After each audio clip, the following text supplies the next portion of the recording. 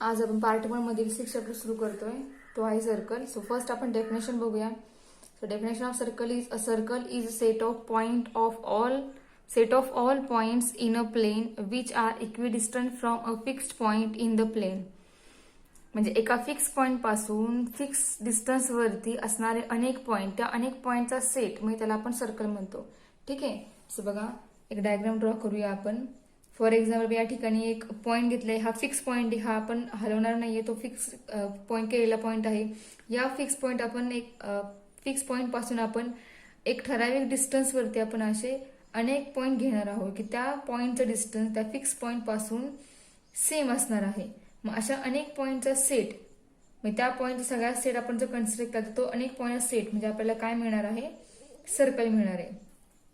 ठीक आहे. सो आता या ठिकाणी बघा जो फिक्स पॉइंट आपण करतोय त्या फिक्स पॉइंटला म्हणायचं सेंटर ऑफ सर्कल. म्हणजे हा जो फिक्स केलेला पॉइंट आहे या फिक्स केलेल्या पॉइंटला म्हणायचं सेंटर ऑफ सर्कल. ठीक आहे. यानंतर फिक्स पॉइंट केला आहे त्या फिक्स पॉइंटला म्हणायचं centre of circle. And fix point पासून फिक्स डिस्टन्स वरती घेतलेले पॉइंट किंवा घेतलेला पॉइंट हा जो आहे या पॉइंटला म्हणायचं रॅडियस ऑफ सर्कल. म्हणजे या डिस्टन्सला म्हणायचं रॅडियस ऑफ सर्कल.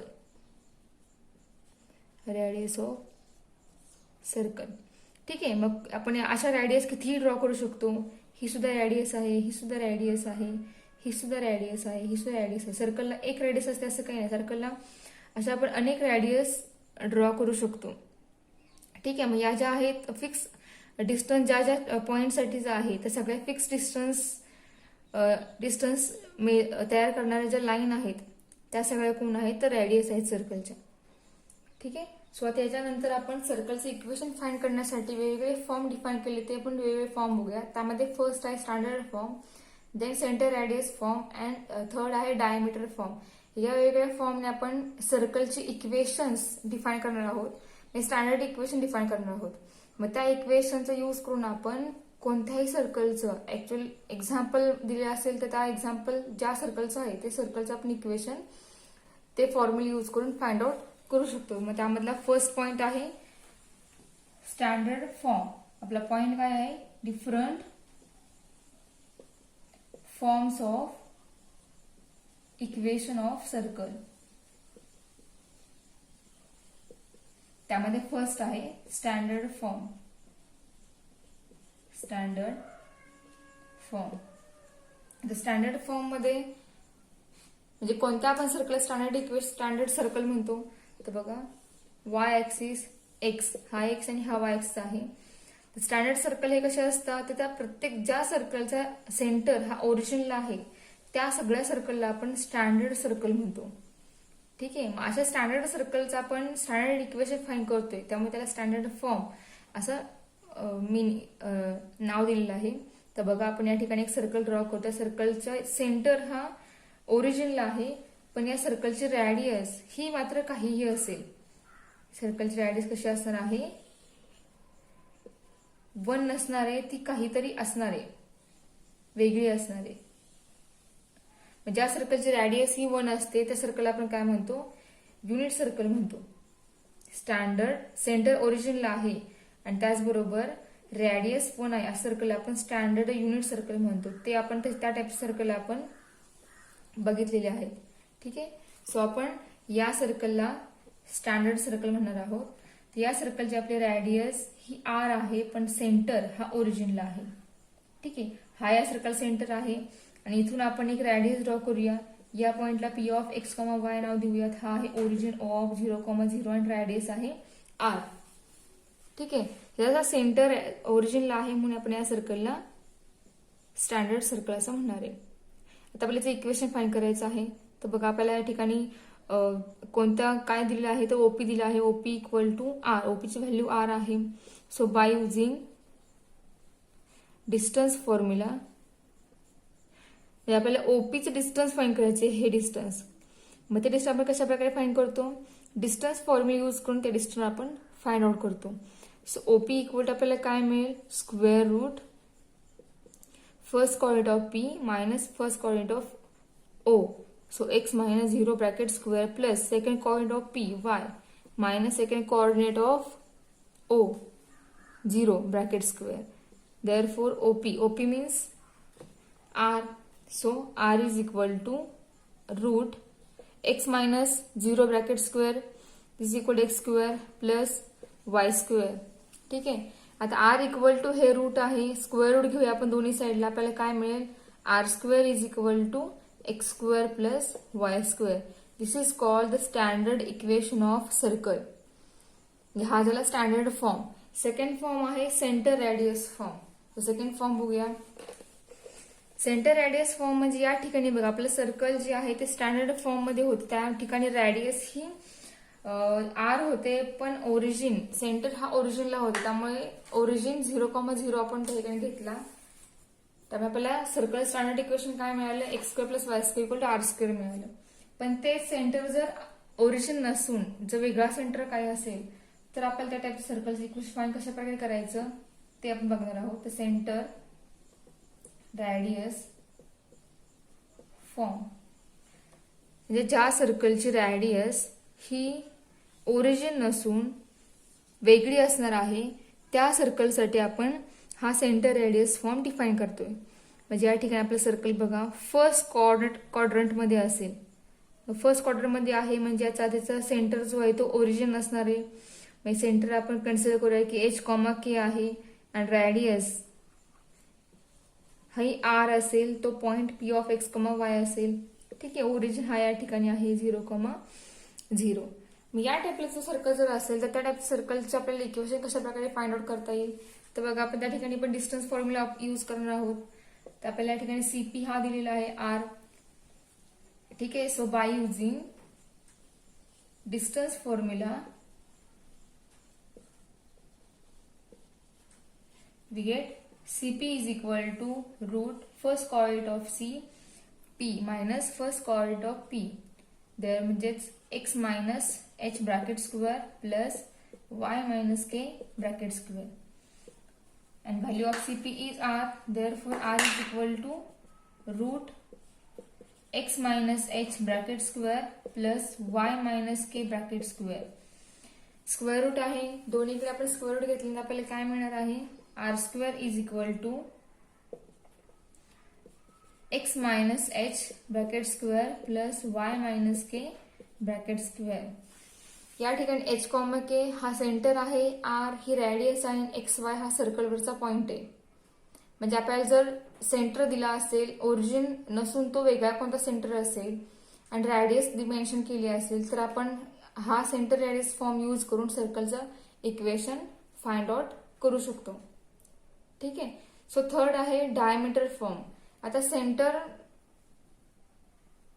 डायमीटर दिला असेल, ठीक आहे, तर आपण त्या टाईपच्या सर्कलचं इक्वेशन फाइंड कशा प्रकारे करायचं त्यासाठी आपल्याला हा डायमीटर फॉर्म हा प्रूव्ह केलेला आहे, तो बघूया आता. थर्ड बघा डायमीटर फॉर्म. जर तुम्हाला डायमीटर दिला असेल, डायमीटरचा जे इंटरसेक्टिंग पॉइंट आहे त्या पॉइंटचे कोऑर्डिनेट दिलेले आहेत, तर आपण त्या सर्कलचं इक्वेशन कशा प्रकारे फाइंड करणार, त्यासाठी आपल्याला हा डायमीटर फॉर्म प्रूव्ह करायचा आहे. ठीक आहे. तर बघा या ए पासून एक पी आपण फिक्स पॉईंट घेतला सर्कलवरती, तो आपण अंदाजे पॉईंट घेतो आणि त्या पी जो पॉईंट आहे तो आपण जॉईन केला ए आणि बी ला, तर आपल्याला दिसतंय काय, तर हा जो एपी आहे हा पीबी ला परपेंडिक्युलर होतोय. ठीक आहे. म्हणजे AP is perpendicular to PB. म्हणजे या ठिकाणी आपण एपीचा स्लोप फाइंड करूयात, पीबीचा स्लोप फाइंड करूयात. त्यानंतर एपी आणि पीबी हे दोन्ही एकमेकांना परपेंडिक्युलर आहेत, त्यामुळे त्या दोघांचा प्रोडक्ट स्लोपचा प्रोडक्ट हा आपल्याला -1 आहे हे आपल्याला माहिती आहे. तो -1 घेऊन आपण याचा फॉर्म्युला प्रूव्ह करूयात. ठीक आहे. मग त्या ठिकाणी एक ए ऑफ एक्स कोण y1 B of x2 y2 हे दोन्ही काय आहेत, तर सर्कलवरचे पॉइंट आहेत. ठीक आहे. म्हणजे डायमीटरचे एंड पॉइंट आहेत ते दोन्हीही. आणि पी काय हा सर्कलवरचा आपण घेतलेला एक कुठलाही एक पॉइंट आहे, आपण तो कुठेही आपण घेऊ शकतो. आणि सी हा सेंटर आहे आणि अँगल APB हा जो आहे हा 90 डिग्री आहे. ठीक आहे. मग त्याच्यावर आपल्याला स्लोप फाइंड करता येईल. सो स्लोप ऑफ AP आपल्याला ए चे कॉर्ड माहिती आहेत, पी चे कॉर्ड माहिती आहे, तर स्लोप या AP लाईनचा काय येईल, तर बघा स्लोप येणार y-y1 upon x-x1. Similarly slope of another line BP तो काय येईल y-y2 अपॉन x-x2. ठीक आहे. आता या दोन्ही line AP is perpendicular to BP, so therefore slope of both line, product of slope of that both line is -1, therefore y minus y1 upon x minus x1 into y minus y2 upon x minus x2 is equal to -1. ठीक आहे. स्लोपचा product हा -1 आहे हे आपल्याला माहिती आहे. जर दोन लाईन परपेंडिक्युलर असतील तर त्या परपेंडिक्युलर लाईनच्या स्लोपचा प्रोडक्ट हा -1 असतो. त्या रूलनुसार आपण ह्या दोघांचा प्रोडक्ट हा -1 लिहिलेला आहे. आता क्रॉस मल्टिप्लिकेशन करूयात. काय मिळेल? y minus y1 into x minus x2. ठीक आहे. मल्टिप्लिकेशन आहे. डायरेक्ट आपण या ठिकाणी न्यूमरेटर एकमेकांना मल्टिप्लाय होईल, डिनॉमिनेटर एकमेकांना मल्टिप्लाय होईल.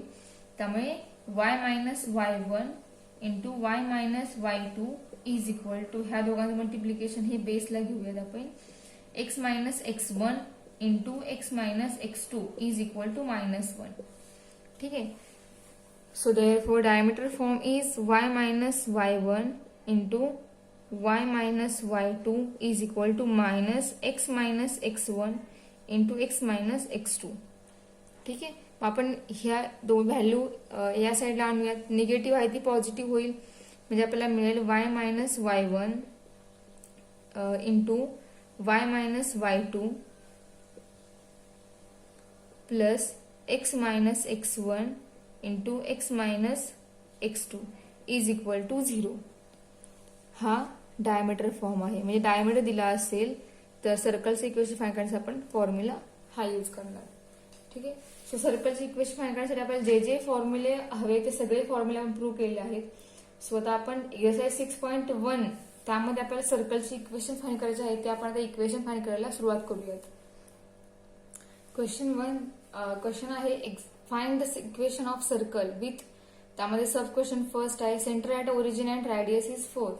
सर्कल सेंटर ओरिजिनला आहे. ज्या सर्कल सेंटर ओरिजिनला असतो ते सगळे सर्कल स्टँडर्ड सर्कल असतात हे आपण बघितलेलं आहे. त्यामुळे डायरेक्ट या ठिकाणी आपण स्टँडर्ड फॉर्म जो आहे सर्कलचा तो आपण वापरणार आहोत.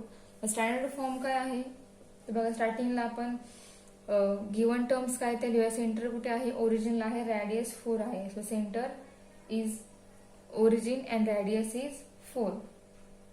So equation of circle with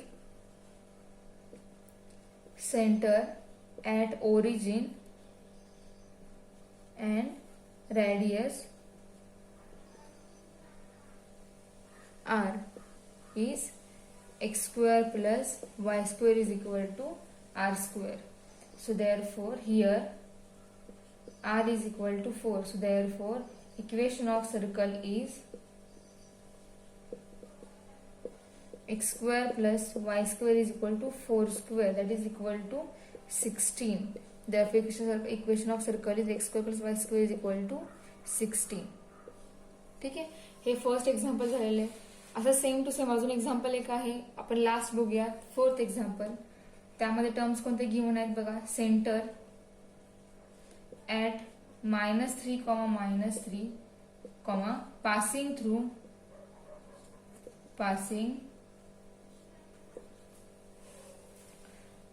point -3, -6. Centre दिला आहे आणि सेंटर ज्या पॉइंट दिला आहे ज्या सर्कलचा तो सर्कल या पॉइंट मधून पास होतोय. ठीक आहे. मग या सर्कलचं इक्वेशन काय असेल तर बघा, स्टार्टिंगला आपल्याला या ठिकाणी फक्त सेंटर दिला आहे आणि ज्या लाईन मधून ज्या पॉइंट सर्कल पास होते तो सर्कलवरचा एक पॉइंट दिला आहे. ठीक आहे. म्हणजे आपल्याला रॅडियस दिली का या ठिकाणी यांनी? रॅडियस दिलेली नाही. आता आपल्याला रॅडियस फाइंड करावी लागेल. रॅडियस फाइंड केल्यानंतर मग आपण या सर्कलचे इक्वेशन फाइंड आउट करू शकतो. ठीक आहे. बघा, मग आपल्याला गिव्हन टर्म्स कोणते आहे? Centre h, k is equal to -3, -3 and point means x, y आहे इज इक्वल टू -3, -6. मग रॅडियस कशी फाइंड करतो आपण? तर या ठिकाणी कन्सिडर करूया की सेंटर हा C of H comma K आहे आणि पॉइंट जो आहे तो A of x comma y आहे. सो आपण radius R is equal to C A consider करूया, कारण सेंटर सर्कलचा सेंटर आणि सर्कलवरचा पॉइंट हे दोन्ही जॉईन केले आपण की आपल्याला रॅडियस मिळते. सो आर इक्वल टू आपल्याला सी ए मिळेल आणि सी ए किती आहे तो आपल्याला डिस्टन्स फॉर्म्युलावरून फाइंड करता येईल. ठीक आहे. So by using distance formula R is equal two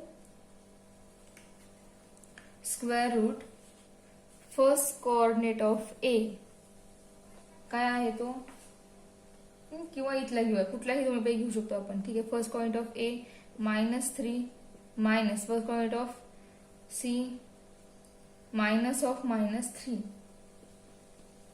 bracket square plus second coordinate -6 minus of minus second coordinate -3 whole bracket square that is equal to, बघा स्क्वेअर रूट आहे, दोन्हीकडे स्क्वेअरिंग केल्यानंतर आपल्याला या ठिकाणी आर स्क्वेअर मिळेल -3 + 3 bracket square plus -6 + 3 bracket square. -3 + 3 0, 0 square is 0 plus -6 + 3 is -3 bracket square and -3 bracket square is -3 bracket square. ठीक आहे. -3 ब्रॅकेट स्क्वेअर हा किती मिळेल 9 मिळेल. ठीक आहे. म्हणजे आर स्क्वेअर आपल्याला 9 मिळाला. मी याच्यावर आपल्याला आर किती मिळेल. So therefore R is equal to 3.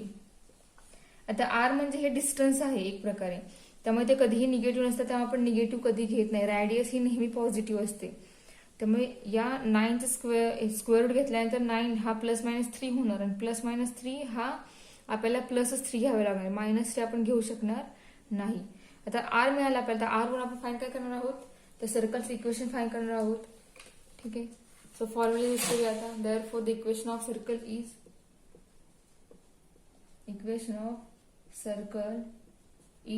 Centre radius form use करायचा आपल्याला. तर सेंटर रेडियस फॉर्म काय आहे, x -h bracket square plus y - k ब्रॅकेट square is equal to R square. x -h is -3 bracket square plus y - k -3 bracket square is equal to R. Value of R is 3 square. So x + 3 bracket square plus y + 3 bracket square equal to 3 square 9. आता इथे ब्रॅकेटचे expand करूयात. आपल्याला काय मिळेल, x² plus 6x plus 9 plus y² plus 6y plus 9 is equal to 9. ठीक आहे. So next x² plus y² plus 6x plus 6y plus 1 plus इथला 9, 9 cancel होईल, एकच 9 शिल्लक राहील. So +9 equal to 0. This is equation of circle. ठीक आहे. So first question complete झालेला आहे. सेकंड क्वेश्चन बघूया. Question number second is find the centre and radius of circle and sub question first is x² plus y² 25. आता या ठिकाणी centre present नाहीये, म्हणजे तो 0 0 असणार आहे ओरिजिन मध्ये. ठीक आहे. मग आता आपण कम्पेअर करूया इक्वेशन स्टँडर्ड इक्वेशन सोबत. So answer is comparing the equation x² plus y² equal 25 with standard equation x² plus y² equal to r². Then we get r² किती मिळणार आहे आपल्याला 25. याच्यावर आपल्याला r काय मिळेल 5. ठीक आहे. And centre origin 0,0. ठीक आहे. सेकंड एक्झाम्पल आहे x - 5 bracket square plus y - 3 bracket square equal to 20.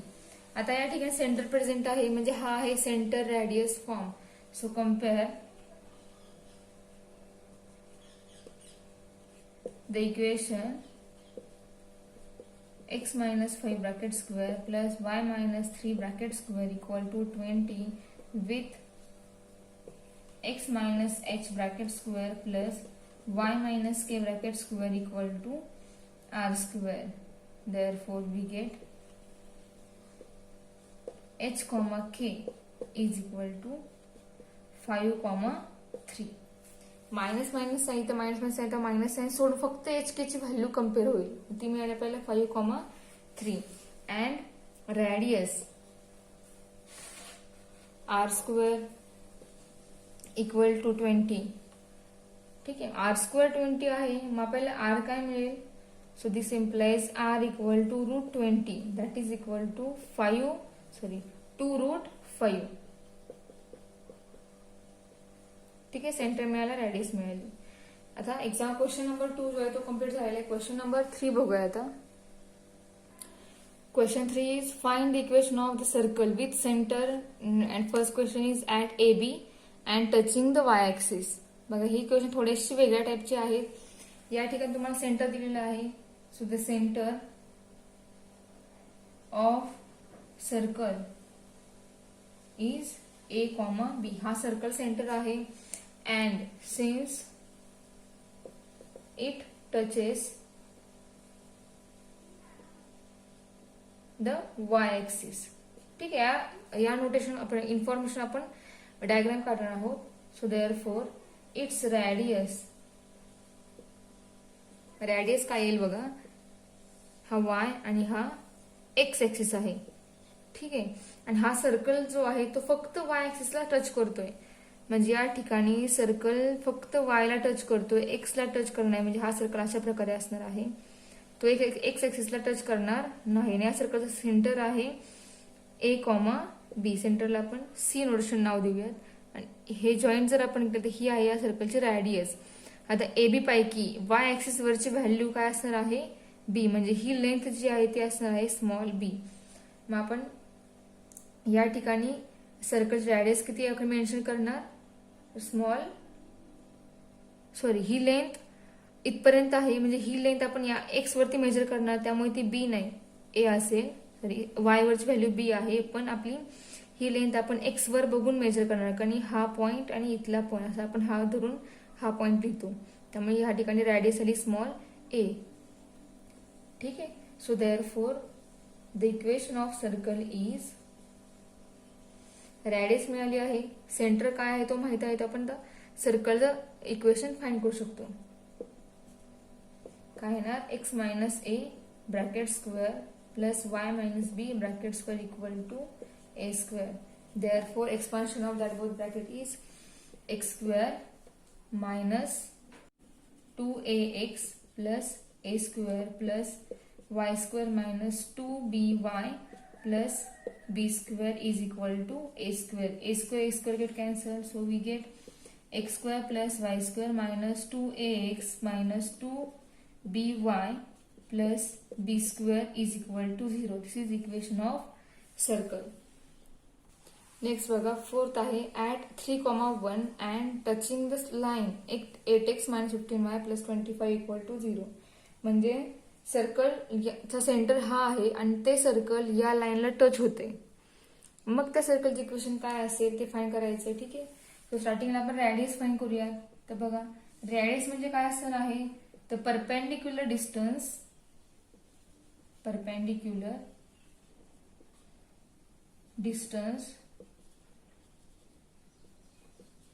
From कुठून? या पॉइंट पासून 3,1 पासून लाईन पर्यंत. लाईन काय आहे? 8x minus 15y plus 25 equal to 0.